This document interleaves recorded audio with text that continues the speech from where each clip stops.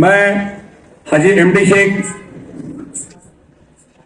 अध्यक्ष all India Muslim विकास परिषद, पिछले 41 साल से मैं पत्रकारिता में काम करता हूं।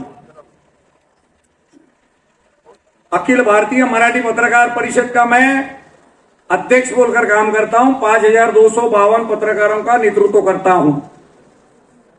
हमारे भारत देश को आजादी मिलकर के तमाम मुसलमानों ने आज तक कांग्रेस पार्टी को बहुत बड़ा बनाया, लेकिन कांग्रेस पार्टी ने हमेशा एक ही लफ्ज उनका वापस किया, अगर मुसलमान घर के बाहर निकलकर कांग्रेस को वोटिंग नहीं किया तो भारतीय जनता पार्टी हुकूमत करेगी। सन 2014 में मुसलमानों ने अपनी पीठ फिराई। उस वक्त कांग्रेस पक्ष, भाजपा, भारतीय जनता पक्ष सत्ते पे आया। क्या नुकसान हुआ भाई हमारे मुसलमानों का? कौन क्या कर सका? लेकिन भारतीय जनता पार्टी सत्ते पर आने से कांग्रेस पार्टी का नुकसान नहीं हुआ क्या नहीं हुआ? कांग्रेस पार्टी, मुसलमान वो कौम है, चाहे तो कांग्रेस को सत्ते पर ला सकती और लात डालकर बिता भी सकती। और उन्होंने देखा है 2014 में तमाम मुसलमान एक हुए, इसलिए कांग्रेस पार्टी को घर में बैठना पड़ा। बाहर जाने का वक्त उनका सवाल ही नहीं पैदा होता। मुसलमानों का क्या नुकसान हुआ बोलो? सरकार कोई भी हो, अगर हमारा लीडर मजबूत है और हमारी कौम अगर एक है तो इंशाअल्लाह ताला कोई भी काम अपना अधूरा नहीं रहता और कोई भी काम को रुकावट करने में हिम्मत कोई भी सरकार की नहीं है। मैंने यह भारतीय जनता पक्ष के सरकार में से अभी 4 महीने में 10 कानून बनाया, 10। मेरे पास सबूत है पूरे। कांग्रेस पार्टी हमेशा, अभी हमारे कुछ लीडर ने बोले, शकील हमारे मौलवी ने बोला 11 लोग हैं, लेकिन इस साल इस मर्तबा 11 नहीं 12 लोगों ने उम्मीदवारी मांगी है। 12 में मैं है। ये ठीक है? ये शौकत पठान ने यादी बनाई। 10 तारीख को दोपहर को 3, 3:15 बजे मेरी मुलाकात हुई कांग्रेस पार्टी में। उसके बाद 11 लोगों की लिस्ट बनाई, उसमें मेरा नाम नहीं है, इसलिए 11 लोग का मैं कुछ बोल ही नहीं सकता 11 लोगों के बारे में। कौन क्या करे, सोलापुर शहर के लिए कौन क्या करना चाहता है और कौन क्या करे, ये सब लोग अपने आंखों से देखे ले। सोलापुर में 4 महापौर बने मुसलमानों के। एक हमारे यहां भी है, अरिफ भाई भी यहां थे। सोलापुर का कितना विकास हुआ और समाज का कितना विकास हुआ, ये आप लोगों को मालूम है।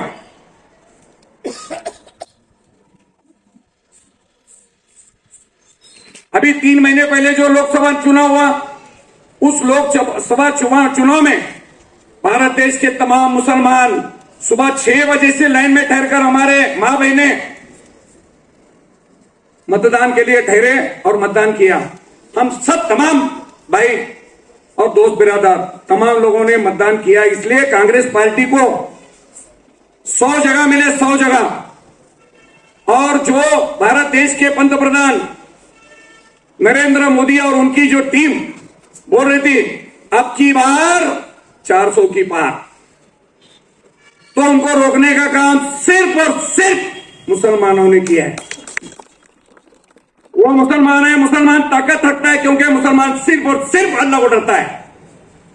आज ये मुसलमानों के एक ही की वजह से पंतप्रधान नरेंद्र मोदी अकेले के दोनों पैर पर से नहीं ठहरे, उनको दूसरों के कुबड़े पर ठहरना पड़ा। वो रहता ना, हमारे हैंडीकैप भाई को हाथ में लकड़ी लेना पड़ता है, उसी मुताबिक नरेंद्र मोदी जी को दोनों तरफ 2 लकड़ी लेकर ठहरना पड़ा, चंद्रबाबू नायडू और नीतीश कुमार। अगर उनकी साथ जब भी खत्म हो जाएगी तो इंशाल्लाह उनको नीचे आना पड़ेगा। और रही बात हमारे अभी परिणीति शिंदे साहब ताई हमारे को पूछती नहीं, ये मौलवी ने बोला बिल्कुल करेक्ट है, मैं सहमत हूं इससे। उनका कहना ऐसा है, अगर कोई मुसलमान का नाम लेटर लेंगे तो हमारे हिंदू के वोट जाते, तो ले लो। मुसलमानों को भीख क्यों मांगते तुम? मुसलमानों को भीख मत मांगो ना। मुसलमानों को भीख मांगने के लिए तुमको शर्म नहीं आती? मुसलमानों का नाम अगर लेंगे तो तुम्हारे वोटिंग कम होते। देखो,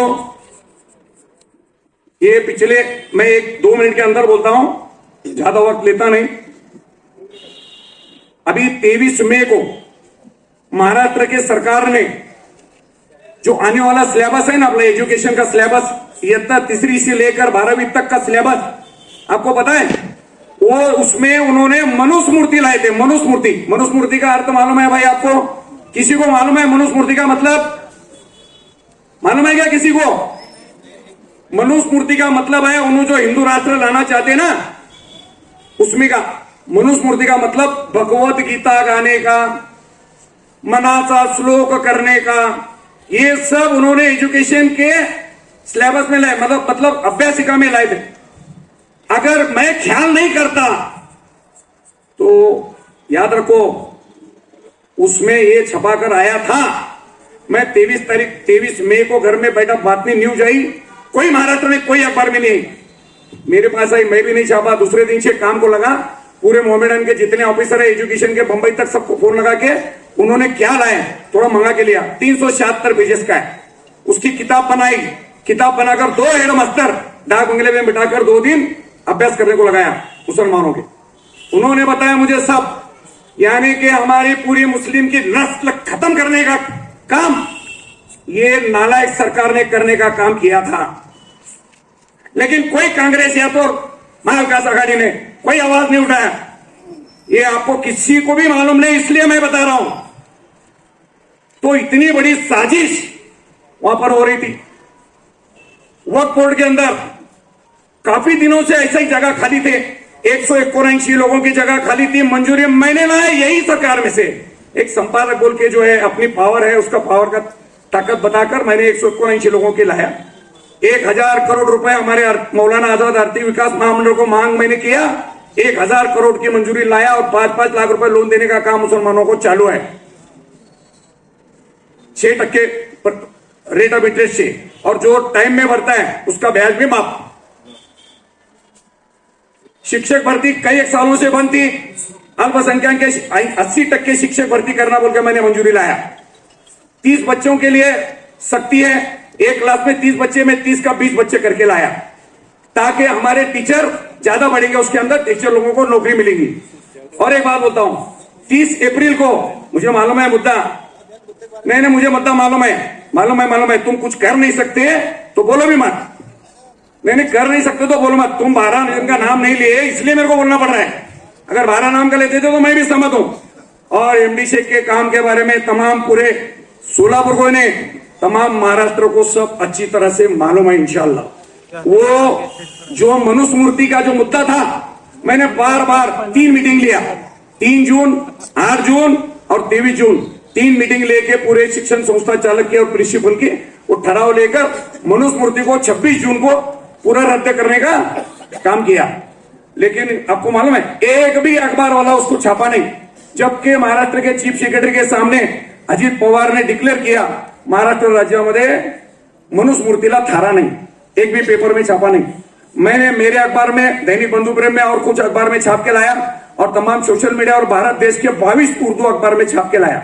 ये मुसलमानों को कुछ नहीं मालूम रहता, इसलिए आवाज उठाने के लिए हमारा एक नुमाइंदा हर जिले से विधानसभा में जाना जरूरी है। इसलिए मैं समझता हूं महाराष्ट्र के तमाम हर जिले के मुसलमानों ने महाविकास आघाड़ी को हर जिले को कम से कम 2 सीट या तो 1 सीट, टोटल 42 से लेकर 45 तक सीट हमको मिलना, ऐसी मांग की है। और ये बराबर है, बुलाया, बहुत ही अच्छा काम किया। मंच पे भी तमाम सोलापुर शहर के जाने माने लोग बैठे हैं, सामने तमाम मेरे भाई और हमारे मीडिया वाले पत्रकार लोग भी बैठे हैं। अगर कल हो या परसों तक सोलापुर में अगर 2 सीट, शहर मध्य और दक्षिण सोलापुर में अगर जाहिर नहीं करते, 2 मुसलमानों को उम्मीदवारी अगर नहीं देते हैं, तो इंशाअल्लाह ताला आने वाले 25 तारीख को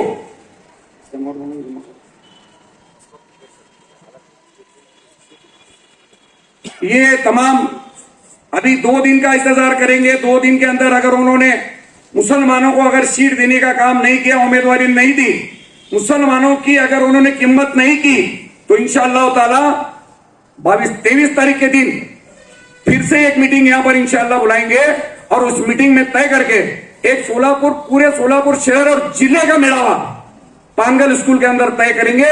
और उसमें इंशाअल्लाह ताला आने वाले वक्त में यानी कि 20 नवंबर को मतदान करना या नहीं करना या किसको ठहरा करना, इसका फैसला इंशाअल्लाह आप तमाम लोग मिलकर आने वाले 4-5 दिन के अंदर करेंगे, ऐसा मैं जाहिर करता हूं।